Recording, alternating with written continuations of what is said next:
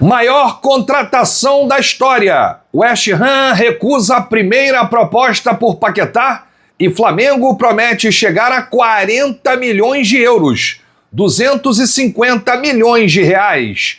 Diretor executivo de futebol português José Boto reposta vídeo de Paquetá e causa alvoroço na torcida. Atacante Cauã Elias abre o jogo sobre proposta do Mengão. São Paulo esfria interesse no volante Alan. Boletim médico sobre Pedro de la Cruz, Léo Ortiz, Danilo e Saul. Essas e outras a partir de agora no seu canal Raflamelo. Cola esse dedo no like, ajude muito o nosso canal, continue compartilhando os nossos conteúdos. Se você ainda não é inscrito, aqui embaixo tem um botão. É muito importante a sua inscrição para o crescimento do nosso canal. Não se esqueça sempre de ativar o sininho para receber todos os nossos vídeos. Raflamelo 81 nossas redes, vem comigo, assiste até o final, não pule esse que é uma parte, porque tem muita informação do rubro-negro mais querido do Brasil e do mundo. Uma excelente terça-feira para você e para toda a sua família. Hoje, dia 13 de janeiro, ontem foi reapresentação do elenco. Temos muitas informações sobre boletim médico de alguns jogadores, mercado da bola, Lucas Paquetá, tá tudo agitado no Mengão. A gente já começa falando do Lucas Paquetá, mas antes eu tenho que lembrar você que é a Semana do Milhão. Você concorre a R$1 milhão na próxima sexta-feira, dia 16, no Pix do Milhão e adquire agora os seus pontos clicando no link no comentário fixado. Você concorre a R$1 milhão na próxima sexta-feira e hoje, nesta terça-feira, é a terça promocional do Pix do Milhão, então já corre logo, garante seus pontos para concorrer a esse 1 milhão na sexta-feira. Bom, o Flamengo quer muito contratar o Lucas Paquetá, isso aí todo mundo já sabe, o jogador inclusive já acertou bases salariais com o clube rubro-negro, não quer saber de outro clube europeu, quer voltar ao Flamengo. O Flamengo tem uma missão, convencer o West Ham, que é o clube aí que detém os direitos do atleta. A primeira proposta do Flamengo, 35 milhões de euros, 219 milhões de reais, foi recusada pelos ingleses. O Flamengo bateu o martelo. Pode chegar até 40 milhões de euros. Isso aí, convertendo para o real, dá 250 milhões de reais. E é o teto, é o limite. O Flamengo não vai ultrapassar esse valor. Tá? É a última proposta do Flamengo. Só que o Flamengo tem um trunfo. Entende que com esses valores vai conseguir a contratação de Lucas Paquetá. Porque o entendimento do clube rubro-negro é de que se o West Ham não vender o Paquetá agora e cair para a segunda divisão, vai desvalorizar e muito, ou seja, é a oportunidade de ouro para o West Ham fazer dinheiro com o Lucas Paquetá. Flamengo e Paquetá conversam há cerca de um mês. Os termos de um contrato, como valores, tempo, estão alinhados entre o staff do atleta e o diretor executivo José Boto. Resta apenas o quê? O ok do West Ham aceitando essa segunda oferta do Flamengo. E aí, o contrato do Paquetá com os ingleses vai até junho de 2027, ou seja, até o fim da próxima temporada. A temporada europeia encerra no meio do ano. Então o Paquetá teria aí mais 1 ano e meio, né, com o West Ham, mas o Paquetá ele não quer cumprir o contrato lá não, ele quer vir logo para o Flamengo, jogar bem, de repente ir para uma Copa do Mundo aí, jogando em alto nível. Segundo informações do The Athletic, o West Ham quer uma quantia surreal pelo Paquetá, 60 milhões de euros. Daria aí 370 milhões de reais. É muita diferença daquilo que o Flamengo pode chegar do que os ingleses colocam aí na mesa. O Flamengo não vai pagar mais de 40 milhões de euros, só que o Flamengo conta com esse trunfo importante, que é a vontade do jogador. Quem controla o jogador controla a operação, e esse trunfo também do West Ham, que está mal lá das pernas na Premier League, pode cair para a segunda divisão, desvalorizando aí o seu produto. Nesta temporada, Paquetá disputou 19 partidas e marcou 5 gols, além de uma assistência na Premier League e na Copa da Liga. Informações atualizadas dão conta de que Paquetá pediu para ficar fora de um novo jogo do West Ham. Isso pode gerar um clima pesado lá entre a equipe inglesa. E aí, vai ficar com um jogador insatisfeito, um jogador que já tem tudo acertado com outro clube, um jogador que quer voltar para casa para reencontrar o seu futebol, a alegria de jogar, ou vai bancar e deixar o Lucas Paquetá lá insatisfeito e, de repente, caindo para a segunda divisão, desvalorizando o seu maior produto? Olha, ontem o José Boto, no fim da noite, repostou um vídeo do Lucas Paquetá dançando. E aí ele dança com a esposa, né, com a Duda Fournier, e na legenda do vídeo tá assim, ó, Paquetá diz sim ao Flamengo. Aí tem aquela dancinha, né, que viralizou do Paquetá, que é aquele passinho que ele faz com a mulher, né, uma dancinha de funk. E aí o Boto, ele republicou o vídeo do Paquetá na sua rede, na rede oficial do José Boto. Isso causou um alvoroço na torcida, né? E aí muitos rubro-negros começaram a tirar o print desse repost do Boto, do vídeo do Lucas Paquetá dançando. E aí muitos rubro-negros interpretaram como um acerto, já por parte do Flamengo, e outros colocaram como se fosse um erro. Boto foi lá curtir lá ou fazer alguma coisa e acabou repostando o vídeo do Lucas Paquetá, tanto que, conforme a repercussão foi aumentando, o Boto apagou o post, né? Desfez lá a curtida lá, o repost que ele fez da dancinha do Lucas Paquetá. Porém, ontem teve a representação do elenco principal e os médicos falaram. Só que antes dessa coletiva do médico Fernando Sasaki e também do Diogo Linhares, preparador físico, o Boto conversou com a imprensa. Antes de iniciar a coletiva, tem aquele papo amistoso, né? E aí ele conversou com os jornalistas. O Boto, em momento algum, negou que o Flamengo está negociando com o West Ham por Lucas Paquetá.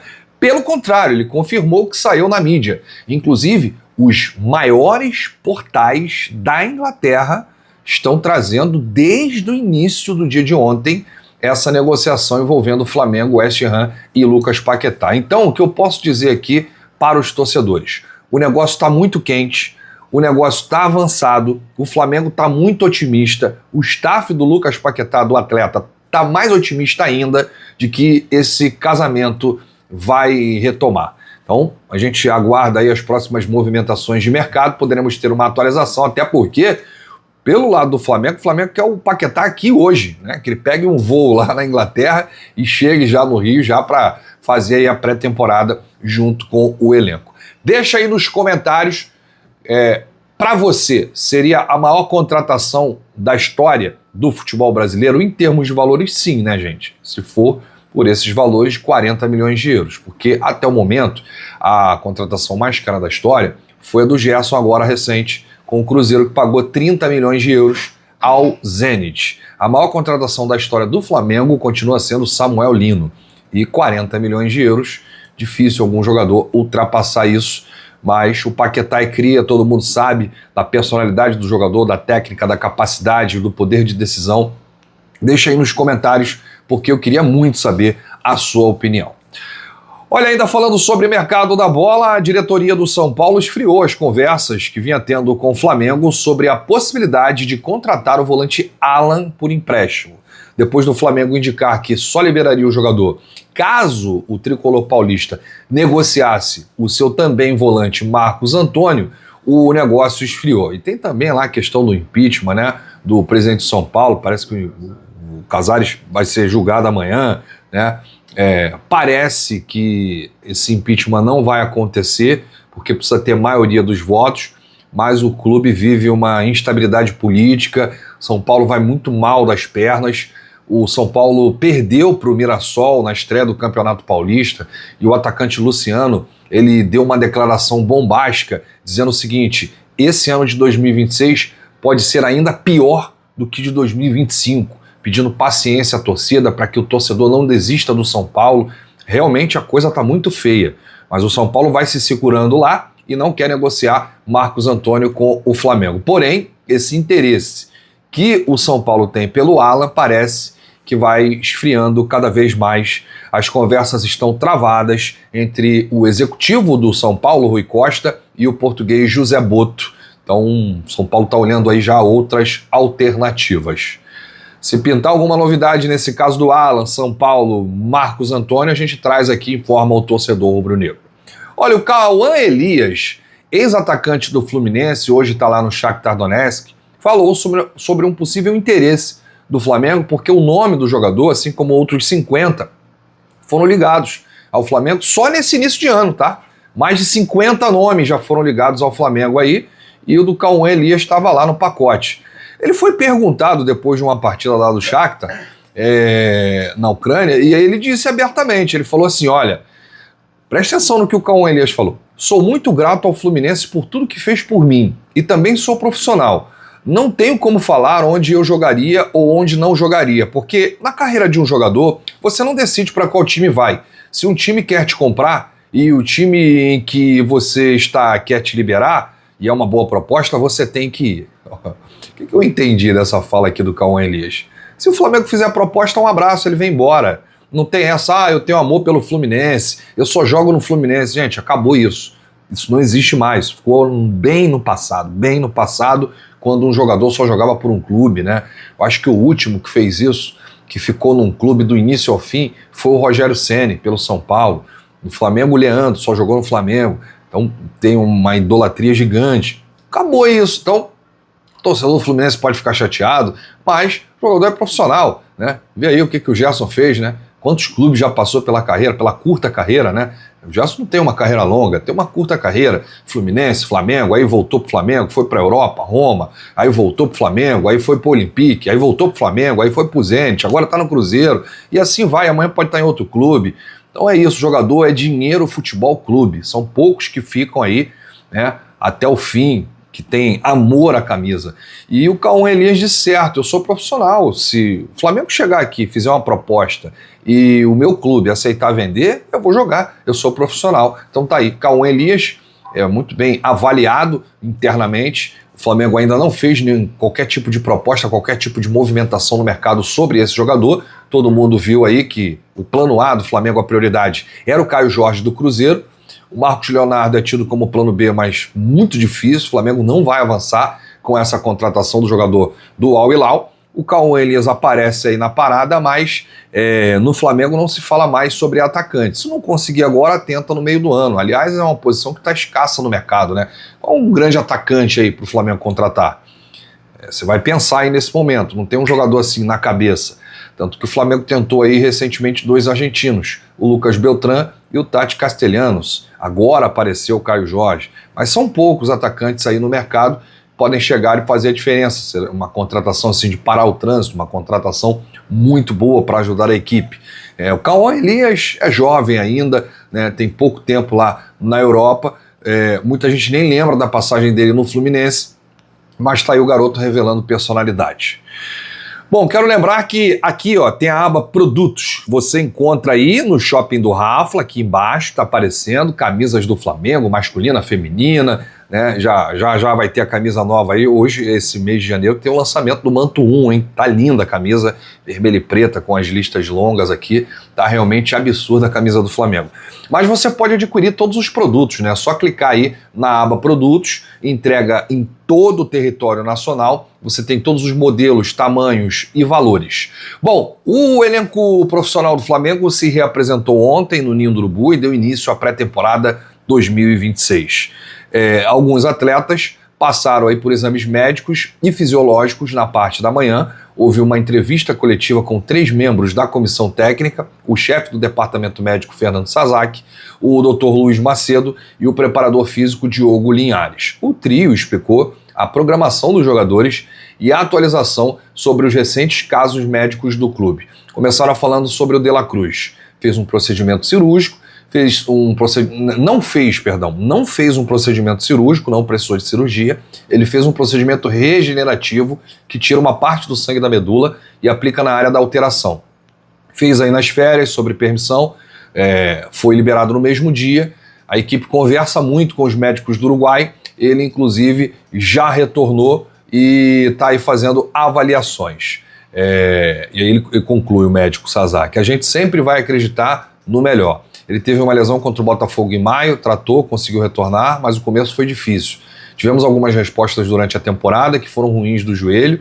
mas depois foi encontrando o equilíbrio e terminou assim. É um procedimento que visa melhorar a saúde local, em um momento que estava estabilizado, então acredito muito que ele vai conseguir melhorar essa minutagem no ano de 2026. Sobre Pedro, ele se apresentou muito bem. A gente repetiu a radiografia no antebraço, está tudo bem, como estava antes do Mundial. É mais um excesso de preocupação, de repetirmos exames, de lesão muscular também, que deu sinais de cicatrização. Ele está assintomático.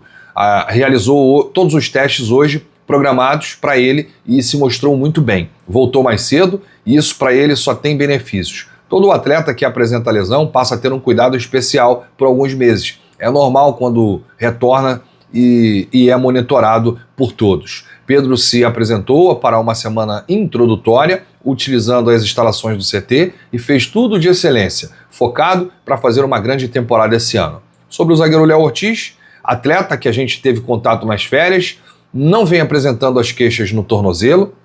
Fizemos testes hoje, não sentiu dor, mesmo com exame de muita intensidade na esteira.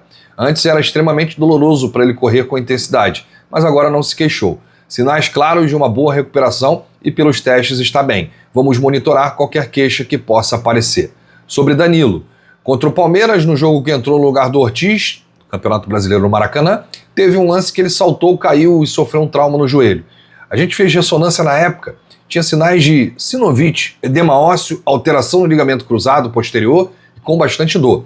Iniciou o tratamento intenso no clube, tratamento local, para jogar todos os dias depois contra o Racing.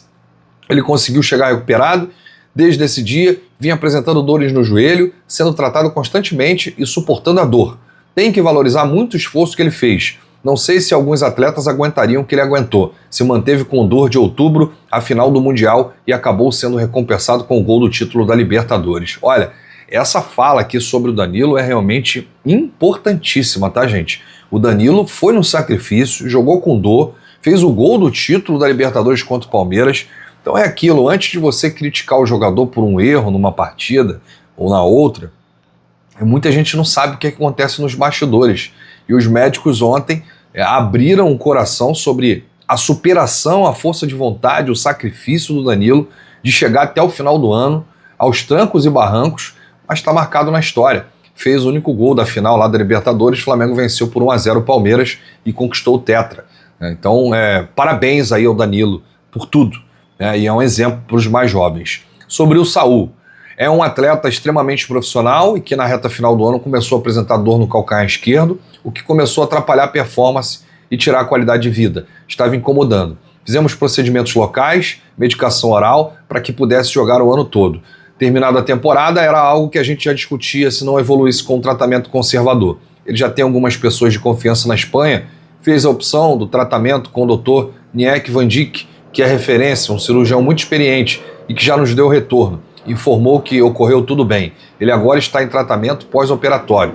Normalmente se espera para liberar para retornar de 2 a 3 semanas, que é o momento de retirar os pontos. Saul vai continuar lá por conta disso. Após a avaliação, ele retorna ao clube para dar início ao tratamento de fisioterapia. Tá aí, gente. Todas as explicações, um boletim médico geral aqui, dos atletas que apresentaram problemas na reta final da temporada e na reapresentação agora ontem, dia 12 de janeiro. Eu volto a qualquer momento, com novidades do rubro-negro mais querido do Brasil e do mundo. Se você chegou até aqui e puder dar aquela moral, deixa aí o seu like, o seu joinha e se inscreva no botão inscreva-se aqui embaixo. Um grande abraço para você, saudações, bate no peito e diz: isso aqui é Flamengo, valeu!